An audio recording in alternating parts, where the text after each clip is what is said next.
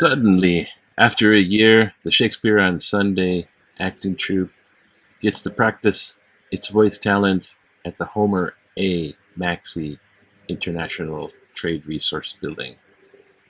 This is used for import and export on the Honolulu Harbor, but it's open for cultural events and groups. It's open and usually a little vacant on Sunday.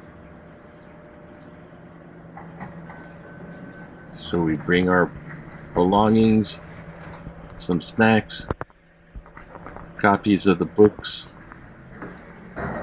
and read a play every other Sunday. This time, I'm bringing some recording gear. This is the space we used last time we were stuck outside in the hallway. And this is the room, what we call Homer Maxey. There's Jim by the closet doors, which has a lot of the books which we put up here in reserve. It's the Homer Maxey reunion. Yay!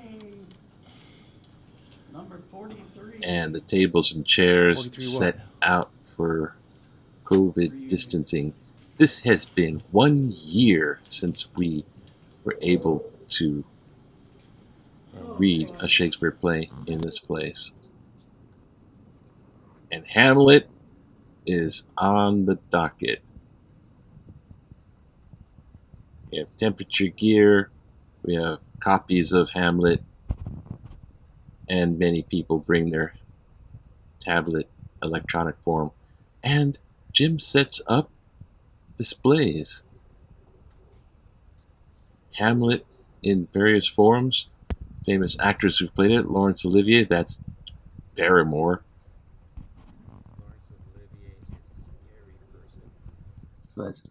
And this one, Edwin Booth, brother of John Wilkes Booth. He was known. Assassinator of. Yeah, Abraham Lincoln, of course. But don't you know that, his brother, the assassin, said, "Sic semper tyrannis," after he shot Lincoln. Well, his brother here played Julius Caesar, and that's the line from Julius Caesar. Our first Zoom meeting, because of the lockdown, was Hamlet. And now we start our live readings with Hamlet. And Bucky got to be a guest prop.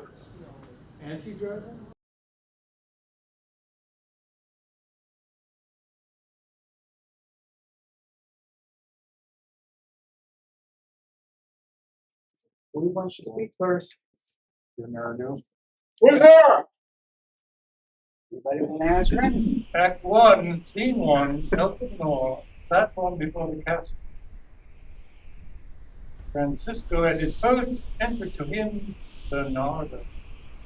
Who's there?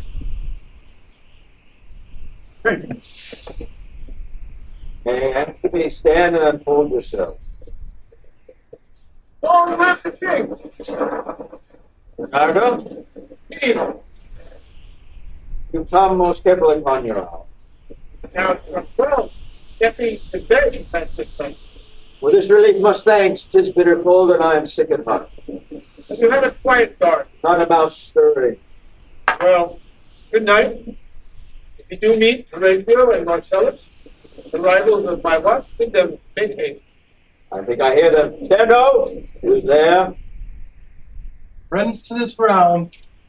And indeed men to the day. Give you good night. O farewell, honest soldier, who hath relieved you? Bernardo has my place. Give you good night. Hola, Bernardo.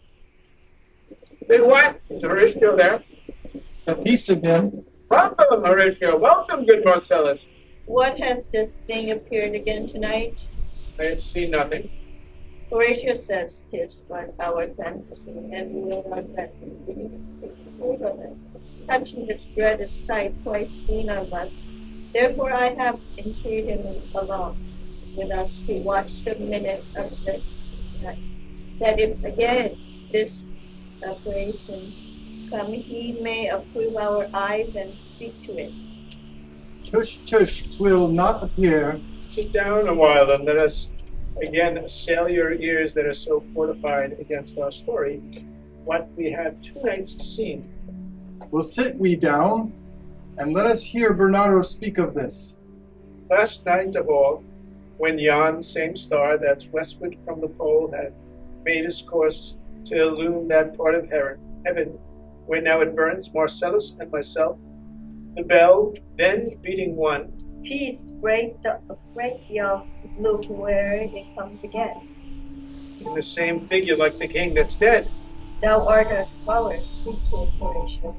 Look, he's not like the king. Mark it, Horatio. Most like, it harrows me with fear and wonder. It would be smoked. Question it, Horatio. What art thou that usurps this time of night, together with this fair and warlike from, in which the majesty of buried Denmark did sometimes march? By heaven, I charge thee, speak! It is offended. See, it stalks away. Stay, speak, speak! I charge thee, speak! 'Tis gone and will not answer. How now, Horatio? You tremble and look pale. Is not this something more than fantasy? What think you on? Before my God, I might not this believe without the sensible of truth avouch of my own eyes. It is not like the king. As thou art to thyself, such was the very amour he had on when he the ambitious Norway combated. So frowned he once, when in angry parley he smote the sledded Polacks on the ice. 'Tis strange. Thus twice before, and jumped at this dead hour, when Marshal Stock hath gone by our watch. In what particular thought to work I know not, but in gross and scope of my opinion, this body's some strange eruption to our state. Good, now sit down and tell me, he that knows, why the same stricken most observant watch so nightly toils the subject of the land, and why such daily cast a brazen camp, and foreign mart of implements of war? Why such impressive shipwrights, whose sore test does not divide the Sunday from the week? What might be toward that this sweaty haste doth make the night join labor with the day? Who is that can inform me? That I can, at least the whisper goes on. Our last king, whose image even but now appeared to us, was, as you know, by Fortunebras of Norway, thereto pricked on by most emulate pride, dared the combat in which our valiant Hamlet, for so the side of our known world esteemed him, did slay this Fortunebras, who by sealed compact, will ratified by law and heraldry, did forfeit with his life all those his hands which he stood seized of to the conqueror, against the which a moiety competent was gagged by our king, which had returned to the adherents of Fortunebras, had he been vanquished as by the same covenant and carriage of the article designed. His fell to Hamlet. Now, sir, young Fortinbras, of unimproved metal, hot and full, hath in the skirts of Norway here and there sharked up a list of lawless resolutes, for food and diet to some enterprise that hath a stomach in it, which is no other, as it doth well appear unto our state. But to recover of us, by strong hand, it terms compulsory those foresaid lands, so by his father lost, and this, I take it, is the main motive of our preparations. The source of this our watch, and the chief head of this post haste and roamage in the land. I think said, I don't understand why the Bernardo is in parentheses. Does that mean I speak? Yes, you do. It's only in your book. It's only my book. Yes, serious. have it in parentheses. Oh, okay. I think it be no other but e'en so. Well may it sort that this portentous figure comes armed through our watch so like the king. That was and is the question of these wars. A mote it is to trouble the mind's eye. In the most highly and palmy state of Rome, a little ere the mightiest Julius fell, the grave stood tenantless, and the sheeted dead did squeak a gibber in the Roman streets, as stars with trains of fire and dews of blood, disasters in the sun, and the moist star, upon whose influence Neptune's empire stands, was sick and almost doomsday with eclipse, and even the light precurse of fierce events, as harbingers preceding still the fates, and prologue to the omen coming on. Hath heaven and earth together demonstrated unto our climatures and countrymen, but soft, behold, lo, where it comes again. I'll cross it, though it blast me. Stay, illusion, if thou hast any sound or use of voice, speak to me. If there be any good thing to be done, that may to thee do ease and grace to me, speak to me. If thou art privy to the country's fate, which happily for knowing may avoid, oh speak. Or if thou hast uphoarded in thy life extorted treasure in the womb of earth, for which they say you spirits oft walk in death. Speak of it. Stay and speak. Stop it. Marcellus. Shall I strike it at it with my partisan? Do, if it will not stand. 'Tis here. 'Tis here. 'Tis gone. We do it wrong, being so majestical to offer him the show of violence. So, for it is as the air infallible, and our vain billows malicious mockery. I was about to speak when the cock crew. And then it started like a guilty thing.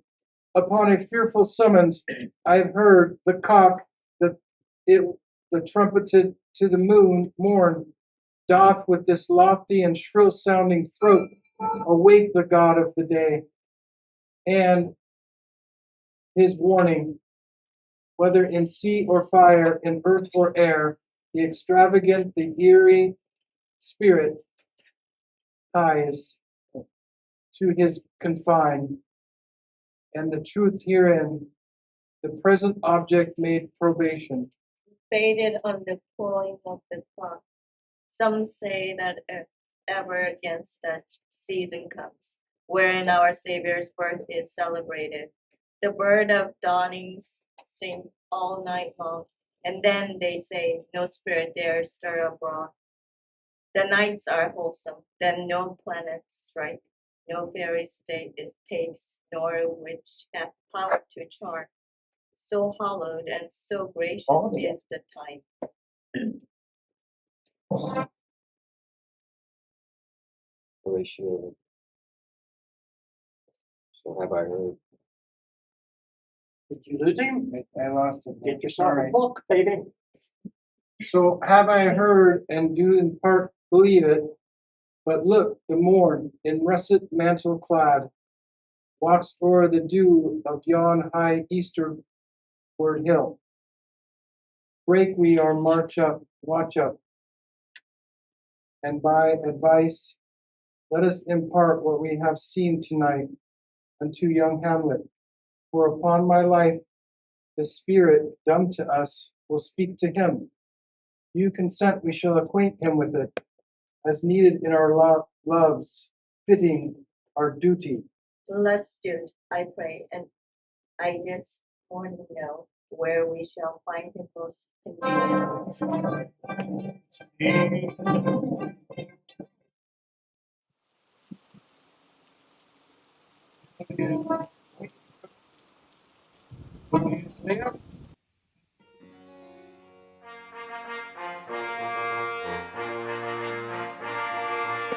So yet of Hamlet, our dear brother's death, the memory be green, and that it us be fitted to bear our hearts in grief, and our whole kingdom to be contracted in one brow of woe. Yet so far hath discretion fought with nature, that we with wisest sorrow think on him, together with remembrance of ourselves. Therefore, thou sometimes sister, now our queen, imperial jointress of this warlike state, have we, as 'twere, with a defeated joy, with an auspicious, a dropping eye, with mirth in funeral, and with a dirge in marriage, in equal scale weighing delights and dole, taken to wife. Nor have we herein barge or better wisdoms, have freely gone with this fair along. For all our thanks. Now follows, that you know, young Fortinbras, holding a weak supposal of our worth, or thinking by our late dear brother's death our state to be disjoint and out of frame, colleagued with the dream of his advantage, he hath not failed to pester us with message importing the surrender of those lands lost by his father, with all borns of law, to our most valiant brother. So much for him. Now, for ourselves and for this time of meeting. Thus much the business is, we have here writ to Norway, uncle of young Fortinbras, who, impotent and bedrid, scarcely hears of his nephew's purpose, to suppress his further gait herein, in that the levies, the list, and full proportions are all made out of his subject. We here dispatch you, good Cornelius, and you, Voldemar, for bearers of this greeting to old Norway, giving to you no further personal power to business with the king, more than the scope of these dilated articles allow. Farewell. Let your haste commend your duty. In that and all things will we show our duty. We doubted nothing. Heartily farewell. And now, Laertes, what's new to you? Told us of some suits. What, Laertes? Cannot speak of reason to the Dane, and lose your voice? What wouldst thou beg, Laertes? That shall not be my offer, not thy asking. The head is not more native to the heart, the hand more instrumental to the mouth, than is the throne of Denmark to thy father. What wouldst thou have, Laertes? My dread lord, your leave and favor to return to France, from whence so willingly I come to Denmark, to show my duty in your coronation. Yet now I must confess, that duty done, my thoughts and wishes bend again toward France, and bow them to your gracious leave and pardon. Have you your father's leave? What says Polonius? Oh, he hath, my lord, wrung from me my slow leave by a laborsome petition, and at last upon his will I sealed my hard consent. I do beseech you, give him leave to go. Take thy fair hour, Laertes. Time be thine, and thy best graces spend it at thy will. But now, my cousin Hamlet and my son. A little more than kin, less than kind. How is it that the clouds still hang on you? Well, not so, my lord. I am too much I the sun. Good Hamlet, cast thy knighted colour off, and let thine eye look like a friend on Denmark. Do not forever with thy veiled lids seek for thy noble father in the dust. Thou knowest 'tis common, all that lives must die, passing through nature to eternity.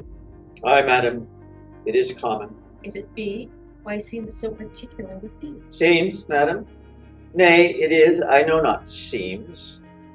'Tis not alone my inky cloak, good mother, nor customary suits of solemn black, nor windy suspirations of forced breath, no, nor the fruitful rivers in the eyes, nor the dejected behavior of the visage, together with all forms, mood, shows of grief that can denote me truly. These indeed seem, for they are actions that a man might play, but I have that within which past shows, these but the trappings and the suits of woe. It's sweet and commendable in your nature, Hamlet, to give these mourning duties to your father, but you must know your father lost a father, that father lost his, and the survivor bound in filial obligation for some term to do obsequious sorrow. But to persevere in obstinate condonement is a course of impious stubbornness, unmanly grief, shows a will most incorrect to heaven, a heart unfortified, a mind impatient, an understanding simple, unschooled, for what we know must be and is as common as any of the most vulgar things to speak. Why should we, in our peevish opposition, take it to heart? Fie!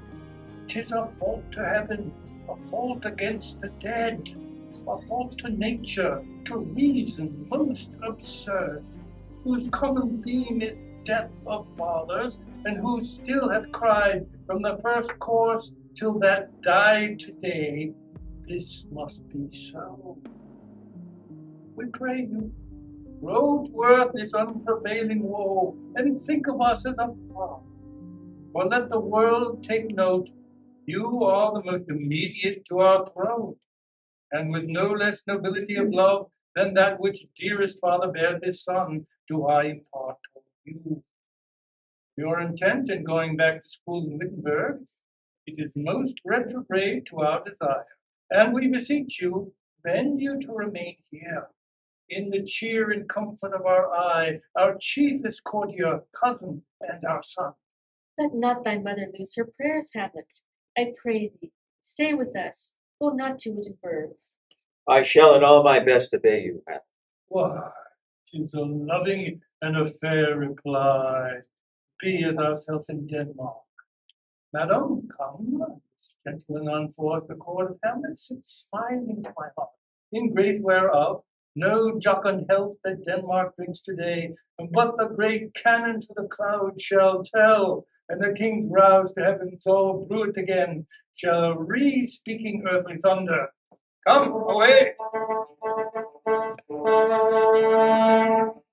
Oh, that this too solid flesh would melt, thaw, and resolve itself into a dew. Or that the everlasting had not fixed his cannon 'gainst self-slaughter. O God, how weary, stale, flat, and unprofitable seems to me all the uses of this world. Fie on it! Oh, fie! 'Tis an unweeded garden that grows to seed, things rank and gross in nature. Possess it merely, that it should come to this. For 2 months dead? Nay, not so much, not 2. So excellent a king there was to this Hyperion, to a satyr, so loving to my mother, that he might not esteem the winds of heaven, visit her face too roughly. Heaven and earth, must I remember? Why, she would hang on him, as if increased of appetite had grown by what it fed on, and yet, within a month, nothing on it. Frailty, thy name is woman. Little month, or ere these shoes were old, which she followed my poor father's body like Niobe, all tears. Why, even she, oh God, a beast that wants discourse of reason, would have mourned longer. Married with mine uncle, my father's brother? Don't like my father than I to Hercules, within a month, ere yet the salt of the most unrighteous tears had left the flushing in her gaunt eyes, she married. Oh, most wicked speed to post, with such dexterity to incestuous sheets. It is not, nor it cannot come to good, but break my heart, for I must hold my tongue. Hail to your lordship. Glad to see you well, Horatio. The same, my Forget lord. myself. Oh, I'm sorry. That's all right. The same, my lord, and your poor servant ever. Sir, my good friend, I'll change that name with you. And what make you from Wittenberg, Horatio? Marcellus? My good lord, I am very glad to see you. Good even, sir. But what in faith makes you from Wittenberg? A truant disposition, good my lord. I would not hear your enemy say so.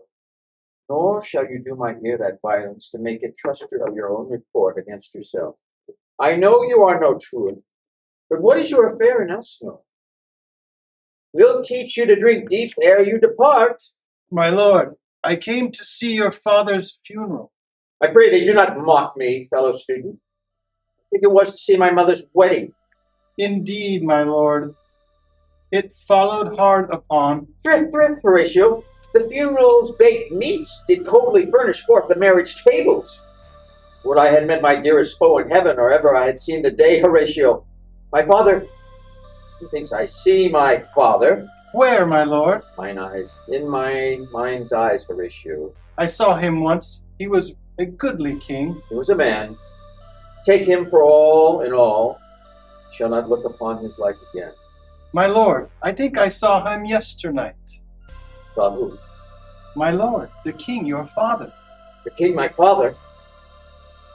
Season your admiration for a while, with an attent ear, till I might deliver, upon the witness of these gentlemen, this marvel to you. For God's love, let me hear. 2 nights together had these gentlemen, Marcellus and Bernardo.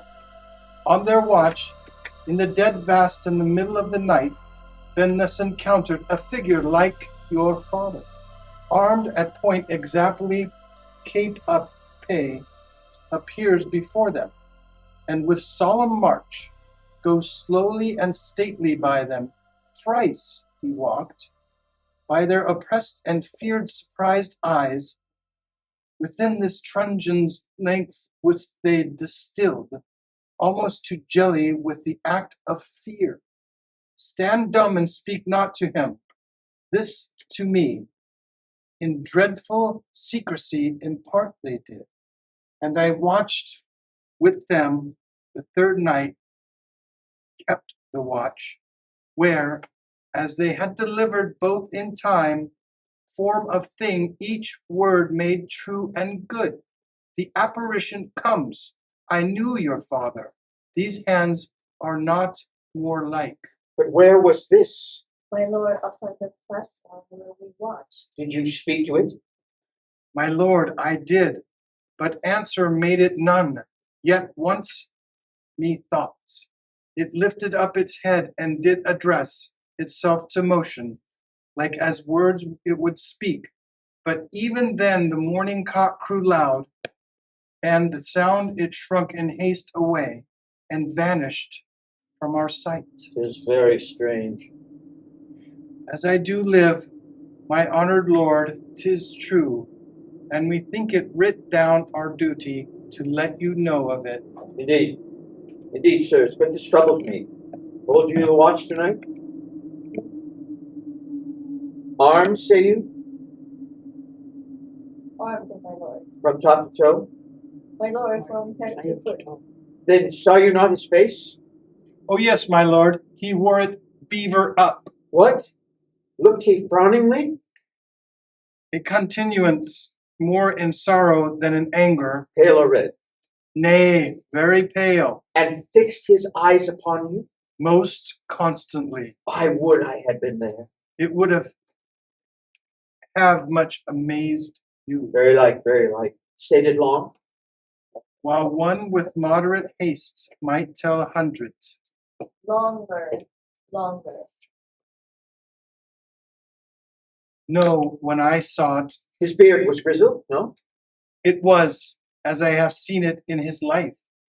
a sable silvered. I will watch tonight, perchance to walk again. I will warrant it.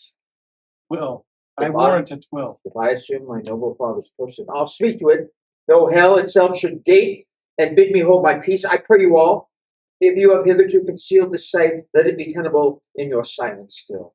And whatsoever else shall hap tonight, give it an understanding, but no tongue. I will require your loves. So fare ye well. Upon the platform, twixt 11 and 12, I'll visit you. Our duty to you, honor. Your loves, that's mine to you. Farewell. Father's spirit and arms, all is not well. I doubt some foul play. Would the night will come. Till then, sit still, my soul. Foul deeds will rise, though all the earth overwhelms them to men's eyes. Indeed, a room house, enter the airkeys and oblivion. My necessaries are mine. Farewell. And sister, as the winds give benefit and conveys benefit, do not flee, but let me hear from you. Can you doubt that? For Hamlet in the Treachery of Vespasian told it a fact in his foreign blood. A violet beauty and tiny nature. Forward, not purpose. Sleep not when I sleep. The perfume and supplement the whole thing. No more. No more but so. Think it no more. For nature perfect does not grow alone. Years and bulk. It is his temple waxes in the service of the mind and soul, grows wide and all. Perhaps he loves you now, and now nor toil nor totter doth he turn to mercy in his will. But you must fear, his greatness ways, his will is not his own, for he himself is subject to his birth.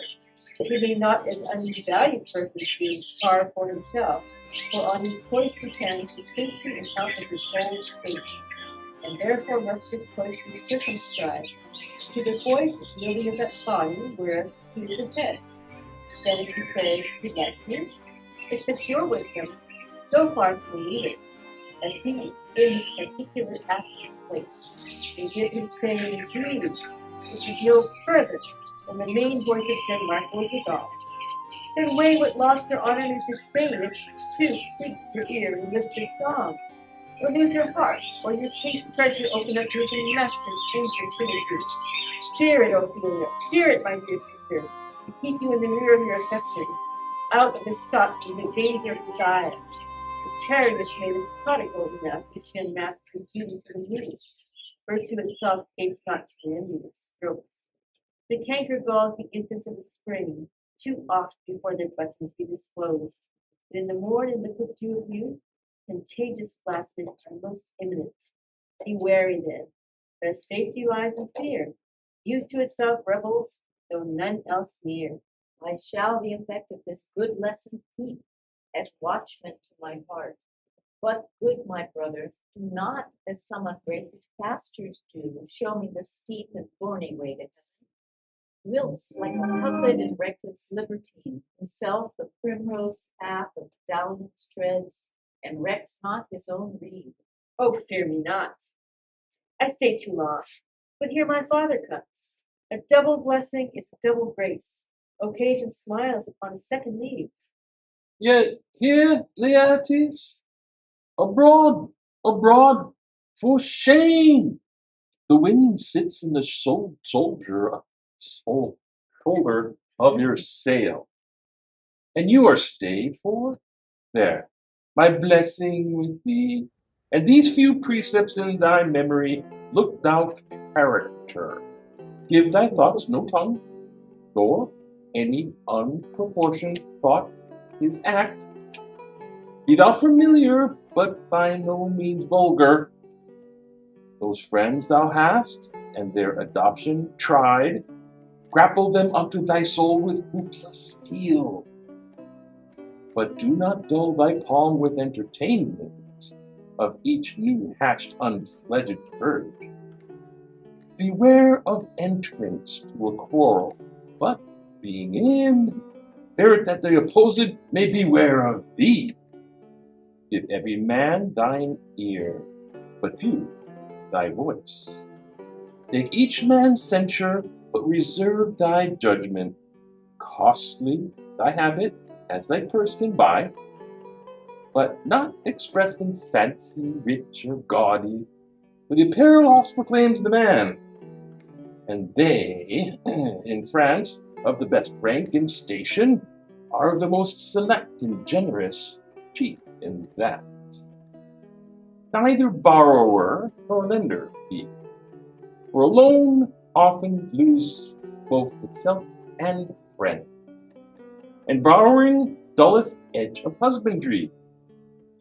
This, above all, to thine own self be true, and it must follow, as the night the day, thou canst not then be false to any man. Farewell, my blessing season this in thee. Most humbly do I take my leave, my lords. The time invites you. Go, your servants tend. Farewell, Ophelia, and remember well what I have said to you. 'Tis in my memory locked, and you yourself shall keep the key of it. Farewell. What is, Ophelia, he has said to you? So please you, something touching your Lord Hamlet. Mary, well bethought. 'Tis told me he hath oft of late given private time to you, and you yourself have of your audience been most free and bounteous. If it be so, and so 'tis put on me, and that in a way of caution, I must tell you.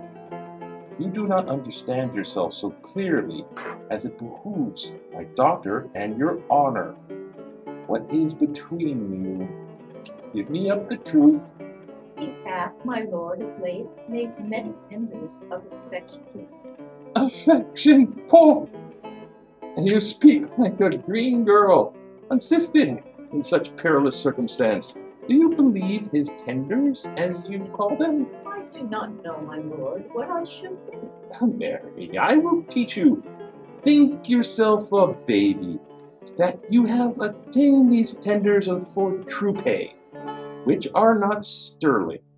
Tender yourself more dearly, or, not to crack the wind of the poor phrase, tendering it thus, you'll tender me a fool. My lord, he hath importuned me with love in honorable fashion, Fashion, you may call it.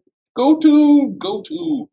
and hath given continence to his speech, my lord, with almost all the holy vows of heaven. Aye, spring is to catch woodcocks. I do know, when the blood burns, how prodigal the soul lends the tongue vows.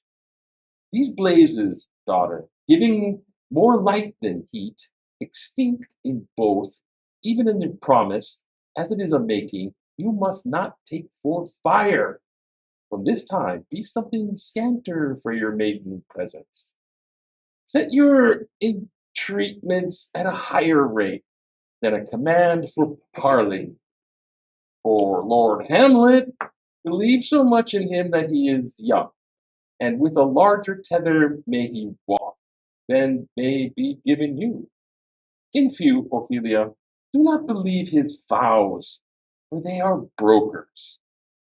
Not that die which their investments show, but mere implorators of unholy suits, breathing like sanctified and pious bonds, the better to beguile. This is for all. I would not, in plain terms, from this time forth, have you so slandered any moment leisure as to give word or talk with that Lord Hamlet. Look to it. I charge you, come your ways. Shall obey, my lord. See more the platform under Hamlet, Horatio, and Marcellus. The air bites shrewdly, it is very cold. He is a nipping and eager air. What hour now? I think it lacks of 12. No, it is. Indeed, I hear it not. Then it draws near the season, wherein the spirit elt is wont to walk. What does this mean, my lord? The king doth walk tonight and takes his grouse. He wassail and the swaggering up-spiriting reels, and as he drains his draught of Rhenish down, the kettle drum and trumpet thus bray out the triumph of his pledge. Is it a custom? I marry it is. But to my mind, though I am native here, and to the manner born, it is the custom more honored in the breach than in the observance. This heavy-headed rebel, east and west, makes us traduced and taxed of other nations. They cleap us drunkards, and with swinish praise soil our addition, and indeed it takes from our achievements, though performed at heights, the pith and marrow of our attribute. So oft it chances in particular men that for some vicious mold of nature in them, as in their birth wherein they are not guilty, since nature cannot choose his origin, by the o'ergrowth of some complexion, oft breaking down the pales and forts of reason, or by some habit that too much o'erleavens the form of plausive manners, that these men, carrying, I say, the stamp of one defect, being nature's livery or fortune's star, their virtues else be they as pure as grace, as infinite as man may undergo, shall in the general censure take corruption from the particular fault. The dram appeal doth all the noble substance opt out to his own scandal. Look, my lord, it comes. Angels and ministers of grace defend us. Be thou a spirit of health or goblin damned, bring with these airs from the heaven blast from hell by the intent wicked or charitable. Thou comest in such a questionable shape that I will speak to thee. I call thee Hamlet, king, father royal Dane, or answer me. Let me not burst in ignorance, but tell why thy canonized bones first in death and first their surrents. Why the sepulchre wherein we saw thee quietly inurned hath oft his ponderous and marble jaws to cast thee up again. What may this mean? But thou dead tores again in complete steel, resents this glimpse of the moon, making night hideous, and we fools of nature so horribly to shake our disposition with thoughts beyond the reaches of our soul. Say, what is this? Wherefore? What should we do? It beckon you to go away with it, and if it some apartment did desire you to alone. Look with what courteous action it waves you to a more renewed ground. But do not go with it. No, by no means. You will not speak? Then I will follow it. Do not, my lord. Why? What should be the fear? I do not set my life on a pin's fee. And for my soul, what can it do to that, being a thing immortal as itself? It waves before the again I follow it. What if it tempt you towards the flood, my lord, or to the dreadful summit of the cliff that beetles o'er its base to the sea, and there assume some other horrible form which might deprive you of your sovereignty of reason and draw you into madness? Think of it. The very place puts toys of desperation without more motive into every brain that looks so many fathoms to the sea and hears it roar beneath. It waves to be still. Go on, I follow thee. You shall not go, my lord. Hold off your hands. Be ruled, you shall not go. My fate cries out and makes each petty artery in this body as hardy as Neiman's lion's nerves. Still am I called. Unhand me, gentlemen. By heavens, I'll make a ghost of him that lets me. I say away, go on, I follow thee. He waxes desperate with imagination. Let's follow, 'tis not fit us to obey him. Have after, to what the issue will this come? It's brought to me the state of Denmark. Heaven will direct it. Nay, let's follow him. Scene 5, another part of the platform.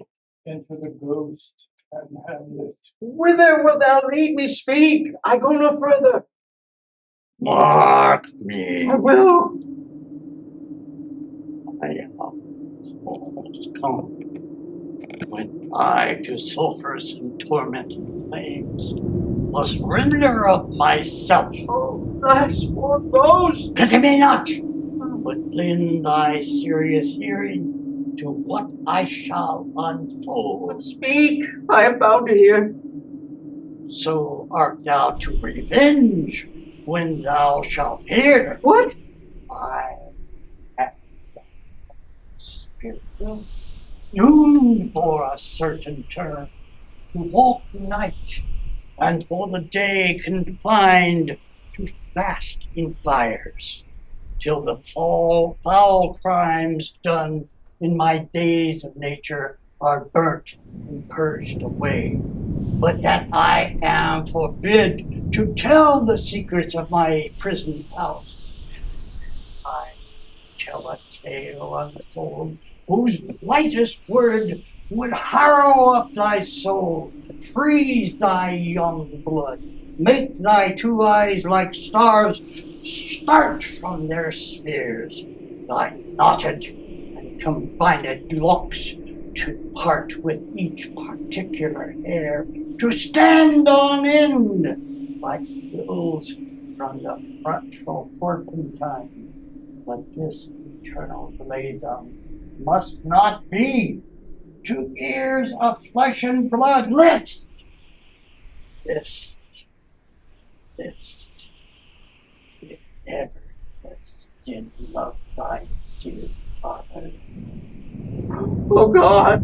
Revenge is foul and unnatural murder. Murder! Murder most foul, and in the best of it is. This most foul, strange, and unnatural. Haste me to know it, that I with wings as swift as mediation or the thought of love might swing to my revenge. Find the apt, and duller shouldst thou be than the thought weed which roots itself in lees on Leith Wharf. Wouldst thou not stir in this? Now, Hamlet, here, 'tis given out. Sleeping in my orchard, a serpent stung me. For the whole ear of Denmark is by a forged process of my death. Rankly abused. No, thou noble youth, the serpent that did sting thy father's eyes, now wears his crown. Oh, pathetic soul, mine uncle. Ah, that incestuous, that adulterous beast, with witchcraft of his wit and traitorous gifts, oh, wicked wit and gifts that have the power to seduce one of his shameful lust, the will of my most seeming virtuous youth. Oh, Hamlet, what a falling off was there from me, whose love was that dignity that went hand in hand even with the vow I made to her in marriage, and to decline upon a rich, whose natural gifts were poor to those of mine. Virtue did never be moved, though ludless courting shape of heaven to so lust like a radiant angel length, sate itself in bit and prey on garbage. So, methinks I find the morning near. Brief let me be, sleeping within my body.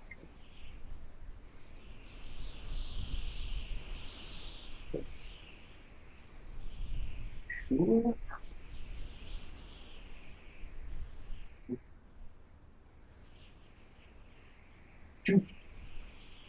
Heaven now, and the portraits of my ears, or the leprous distilment, whose effects hold such an enmity with blood of man, that swift as quicksilver it comes through the natural gates and alleys of the body, and with a sudden vigor it doth possess and curd like ever droppings in milk, and then in wholesome blood.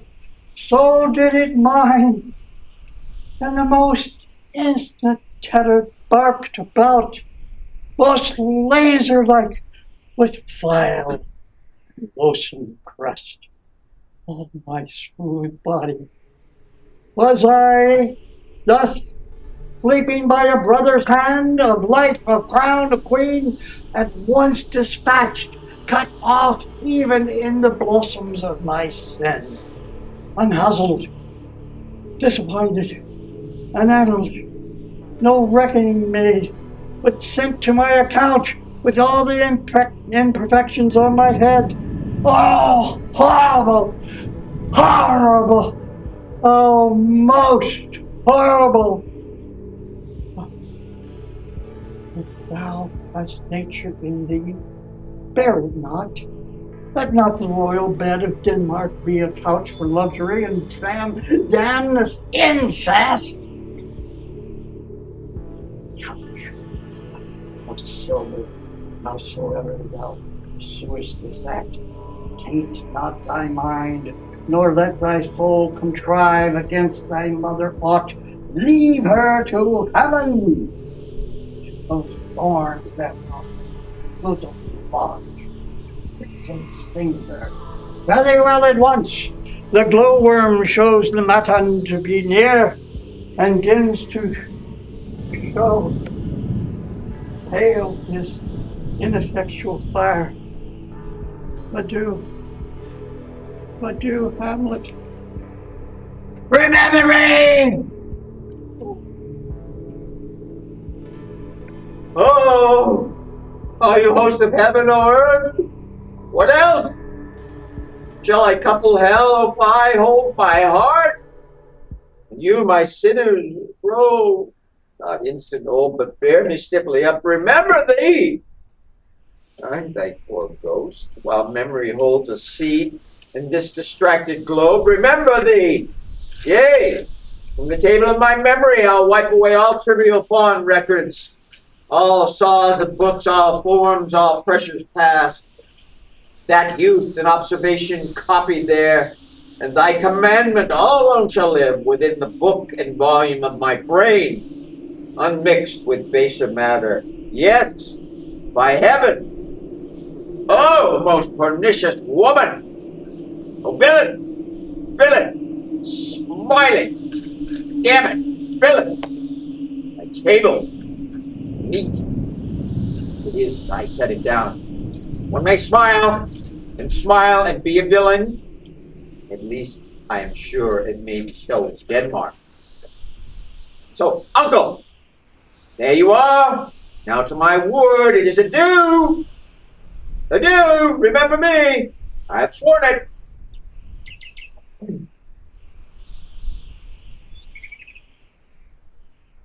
My lord, my lord, Lord Hamlet.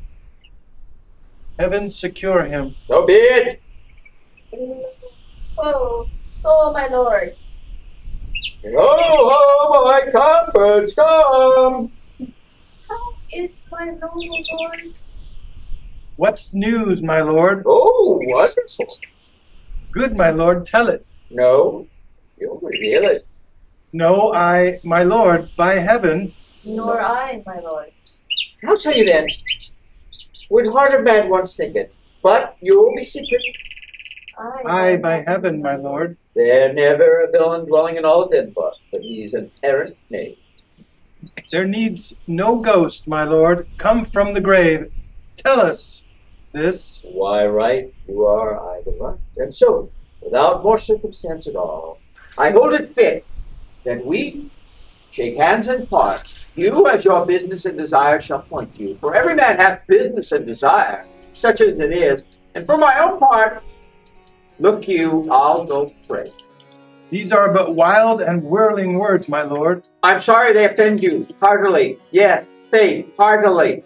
There's no offense, my lord. Yes, by St. Patrick, there is, Horatio, and much offense too. Touching this vision here, it is an honest ghost. Then let me tell you, for your desire to know what is between us, or master, as you may, and now good friends, as you are friends, scholars, and soldiers, give me one poor request. What is it, my lord? We will. Never make known what you have seen tonight. My lord, we will not. Nay, but swear it. In faith, my lord, not I. Nor I, my lord, in faith. Upon my sword. We have sworn, my lord, already. Indeed, upon my sword, indeed. Swear. What sayest thou? Art thou there? You Penny, come on! You hear this fellow in the celluloid?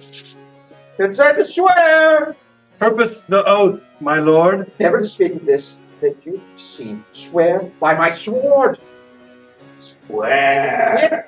If they will shift our ground. Come hither, gentlemen, and lay your hands upon my sword.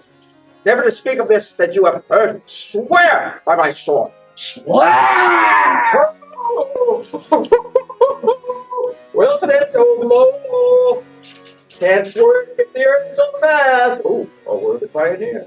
Once more removed. Good friends! O day and night, but this is wondrous strange. Therefore, the stranger gives it welcome. There are more things in heaven and earth to assure that are dreamt up in your philosophy. But come, here as before, never so help you mercy, how strange or odd soe'er I bear myself, as I perchance hereafter shall think me to put an antic disposition on, that you at such time seeing me, never shall, with arms encumbered thus, or this head shake, or by pronouncing of some doubtful phrase, as well, no, or 'tis list to speak, or there to be as they might, or such ambiguous givings out to know, that you know aught of me, this is not to do. So grace and mercy at your most need help. You swear. Swear. Rest! Rest! Perturbed spirit. So gentlemen, while my love I do command to you, and what so poor a man's Hamlet is may do to express his love and friending to you, God willing shall not lack. Let us go in together. Still your fingers to your lips, I pray. I'm out of joy. Oh, cursed spite! Whatever I was born to set it right. Hey, come, let us go together.